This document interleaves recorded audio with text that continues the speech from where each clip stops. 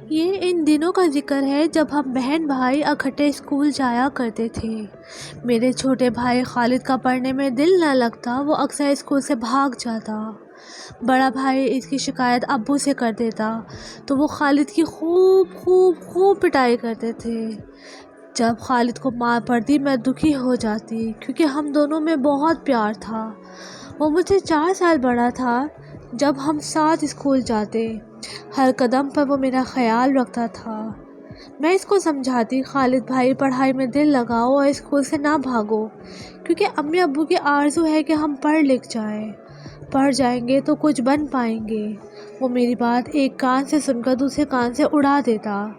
بڑے بھائی عابد جو میٹرک میں تھے، انہوں نے کسی طرح کھوج لگا لیا کہ خالد اسکول سے بھاگ کر کہاں جاتا ہے۔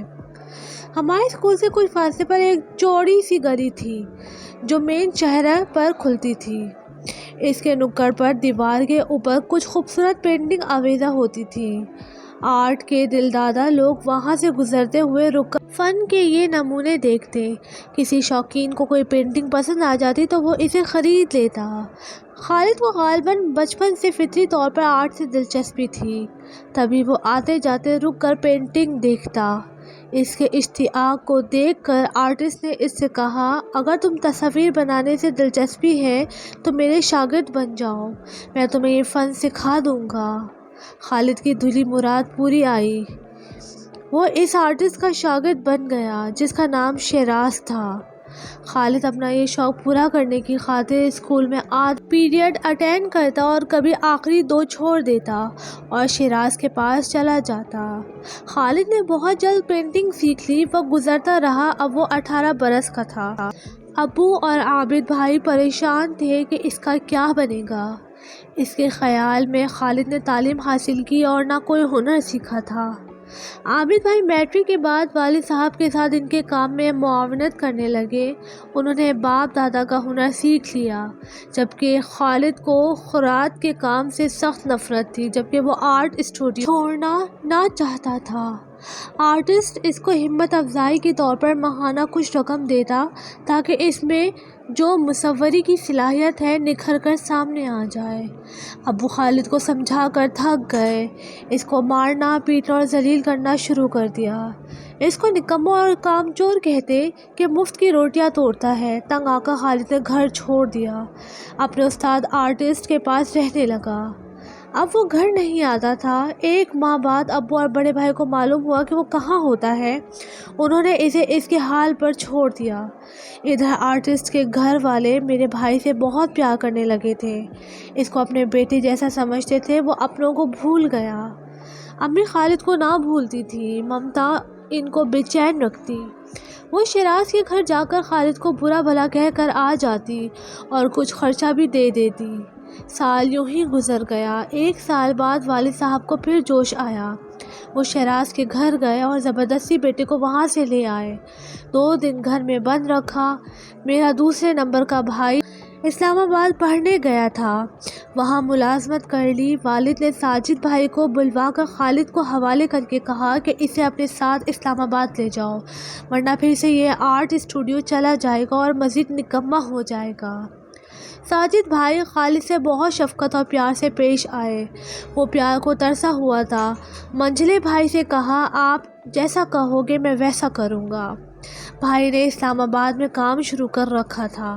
خالد نے ان کا کام سنبھالا۔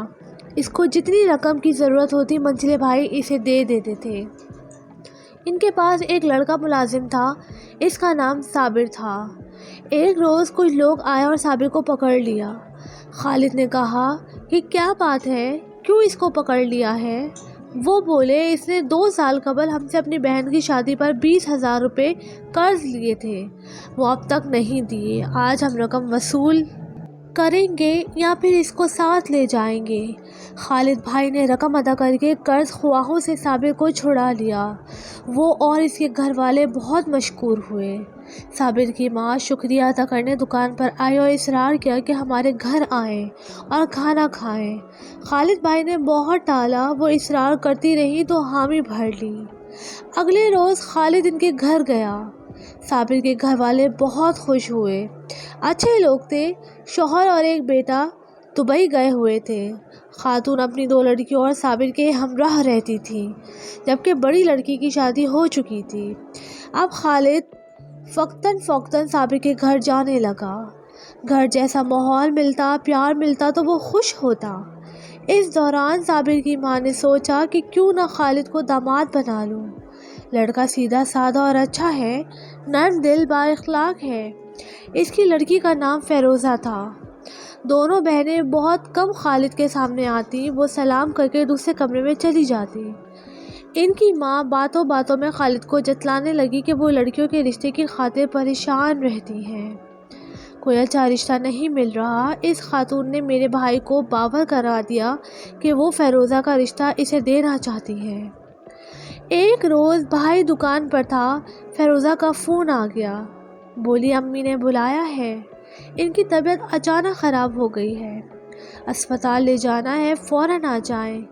خالد نے ساجد بھائی کی گاڑی نکالی اور ان کے گھر پہنچا۔ یہاں آ کر پتہ چلا کہ فیروزہ گھر پر اکیلی ہے، ماں اور بہنیں کہیں گئی ہوئی ہیں۔ خالد نے اس کی والدہ کا پوچھا تو اس نے بتایا کہ گھر میں کوئی نہیں، میں اکیلی ہوں اور آپ کو اس لیے بلوایا ہے کہ اس رشتے سے انکار نہ کریں۔ امی آپ سے میرا رشتہ کرانا چاہتی ہیں مگر میں معذور ہوں۔ لڑکی کی بات سن کر میرا بھائی ہکا بکا رہ گیا، سوچا بھی نہ تھا کہ یہ لڑکی ایسی جرات کرے گی۔ وہ بولا آئندہ ایسا نہ کرنا، مجھے فون بھی مت کرنا، اگر ابھی تمہارے گھر والوں میں سے کوئی آ جائے تو میری کیا عزت رہ جائے گی۔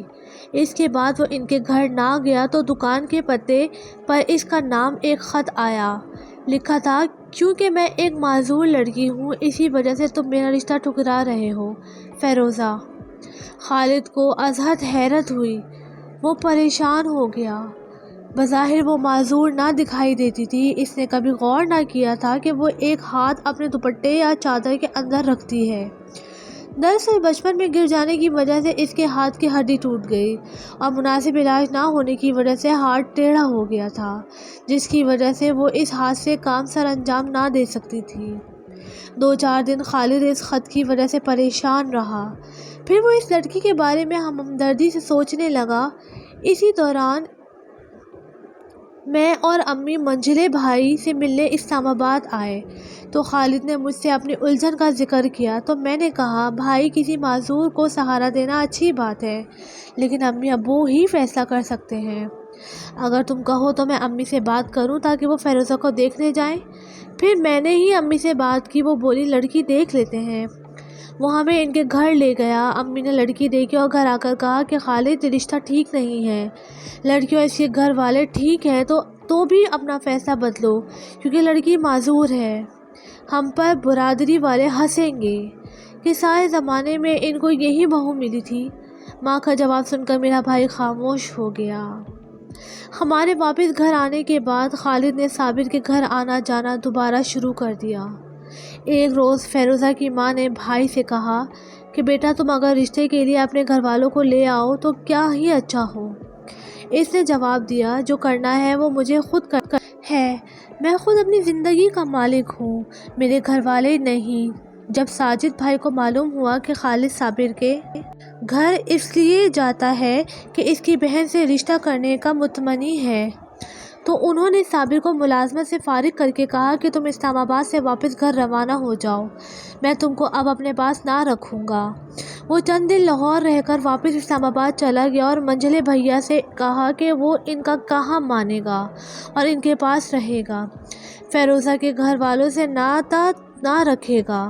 ساجد بھائی نے دوبارہ اس کو اپنے پاس رکھ لیا، لیکن خالد نے جھوٹ کہا تھا، وہ فیروزہ سے رابطے میں تھا۔ فیروزہ کی ماں نے ایک روز کہا کہ میرا خاوند اور بیٹا دبئی سے آ رہے ہیں، خالد تم اور صابر ایئرپورٹ جا کر ان کو لے آؤ۔ بھائی صابر کے ہمراہ ایئرپورٹ چلا گیا۔ 2-4 دن گزرے تو فیروزہ کی ماں نے اپنے شوہر سے ذکر کیا کہ وہ لڑکا ہے جس سے میں فیروزہ کی شادی کرنا چاہتی ہوں۔ تب اس شخص نے بیوی کو جواب دیا کہ میں نے فیروزہ کے لیے رشتہ تلاش کر لیا ہے، لڑکا دبئی میں اچھا کما رہا ہے، جس کمپنی میں ہی ہم کام کرتے ہیں وہ بھی وہاں ملازم ہے، میں نے اس کے والد کو زبان دے آیا ہوں، تم خالد کو جواب دے دو اور اس کے گھر آنے سے بھی منع کر دو۔ جب صابر نے خالد کو یہ بات بتائی تو وہ اپنا سا منہ لے کر رہ گیا۔ وہ فیروزہ پر خفا ہوا کہ جب تمہارے گھر والوں نے کسی اور کو منتخب کرنا تھا تو مجھے کیوں گھیرے رکھا؟ دل برداشتہ ہو کر اس نے صابر والوں سے قطع تعلق کر لیا۔ اب خالد کا دل اسلام آباد سے اچاٹ ہو گیا، واپس گھر آ گیا، دل گرفتہ رہنے لگا۔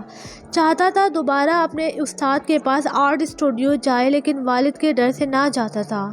میں نے مشورہ دیا کہ تم شیراز مصور کے پاس چلے جاؤ اور دوبارہ پینٹنگ کا فن سیکھو، تمہارا رجحان ہے تو اسی فیلڈ میں نام کماؤ گے اور پیسہ بھی۔ ابو کو چھوڑو، وہ اس بات کو نہ سمجھیں گے۔ میرے کہنے پر وہ پھر سے مصوری سیکھنے جانے لگا۔ اس طرح تنہائی کا احساس کم ہوا اور اس کا جی لگ گیا۔ انہی دنوں ہمارے گھر کے سامنے کرایہ دار آئے۔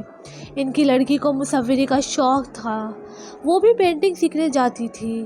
یوں اس کی واقفیت خالد سے ہوئی۔ باتوں باتوں میں خالد کو پتہ چلا کہ مہناز نئے پڑوسیوں کی لڑکی ہے، گھر کے قریب رہتی ہے۔ وہ خوش ہو گیا، دونوں میں دوستی ہو گئی۔ اب میرے بھائی کے دل کو کچھ سکون آ گیا تھا، سوچتا تھا کہ ایک جگہ سے دکھ ملا ہے تو دوسرا سہارا مل گیا ہے۔ وہ لڑکی بھائی کی ہم خیال ہونے کے ساتھ ساتھ خوبصورت بھی تھی۔ اب وہ گھر بھی آنے لگی، ہم سے باتیں کرتی، خالد ہوتا تو اس سے بھی بات چیت کرتی۔ گھر والوں نے اعتراض نہ کیا کیونکہ ہمیں معلوم تھا کہ مہناز شادی شدہ ہے، لیکن خالد کو علم نہ تھا۔ اس لڑکی نے بھی خالد سے ذکر نہ کیا۔ ایک دن وہ گھر سے نکلی، اس کی گود میں ایک چھوٹی سی بچی تھی۔ خالد گلی میں کھڑا تھا، اس نے دیکھا مگر یہ نہ سوچا کہ اس کی بچی ہے۔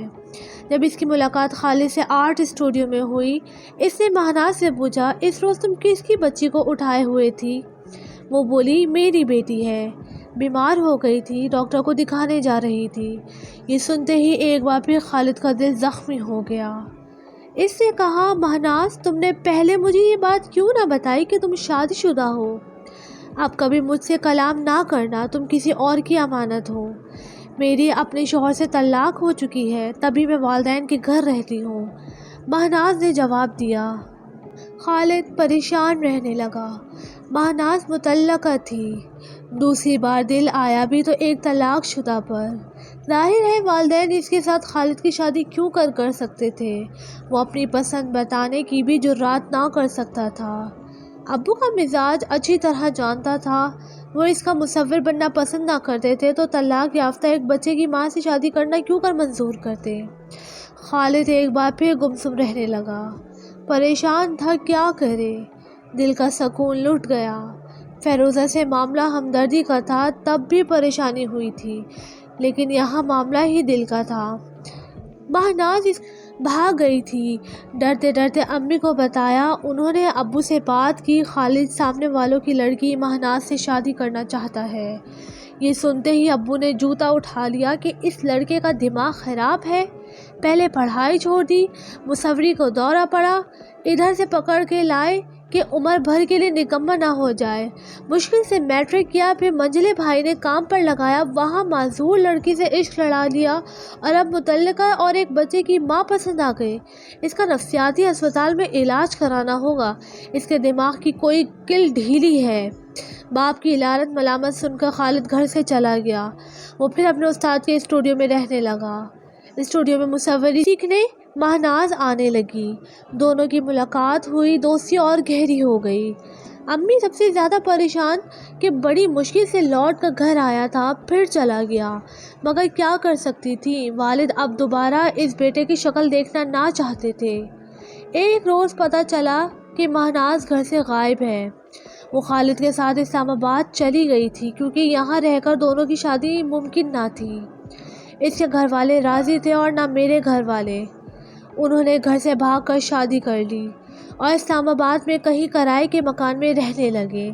بھائی نے مصوری جاری رکھی جبکہ مہناز ملازمت کرنے لگی، کیونکہ وہ تعلیم یافتہ تھی، پہلے بھی ملازمت کر چکی تھی، اس کو اچھی جاب مل گئی۔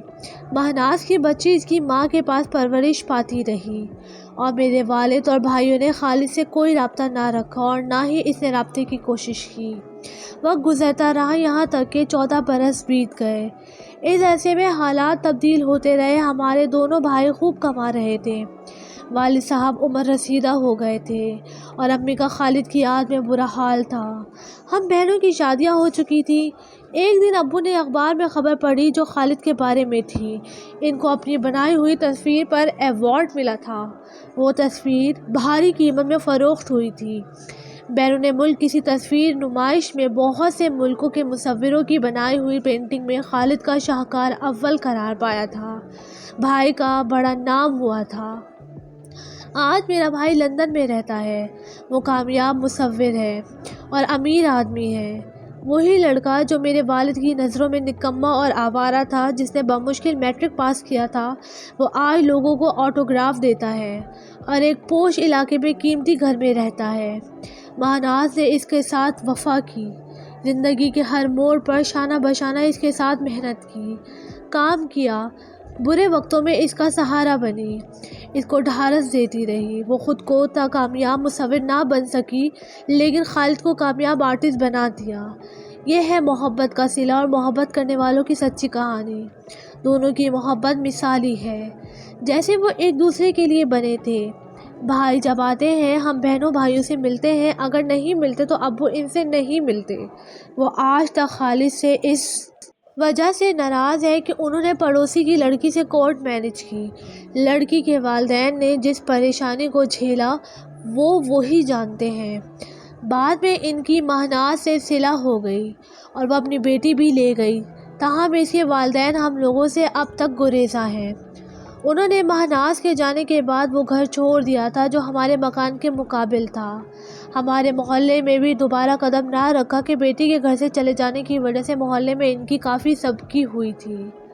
یہ ہے سچے پیار کرنے والوں کی کہانی جو واقعی وفا کرتے ہیں۔ اگر آپ کو میری کہانی پسند آئی ہے تو چینل کو سبسکرائب کرنا، بیل آئیکن کو کلک کرنا ہرگز نہیں بھولیے گا تاکہ ہر آنے والی ویڈیو سے اور اسٹوری سے آپ اپڈیٹ رہیں۔ Take care.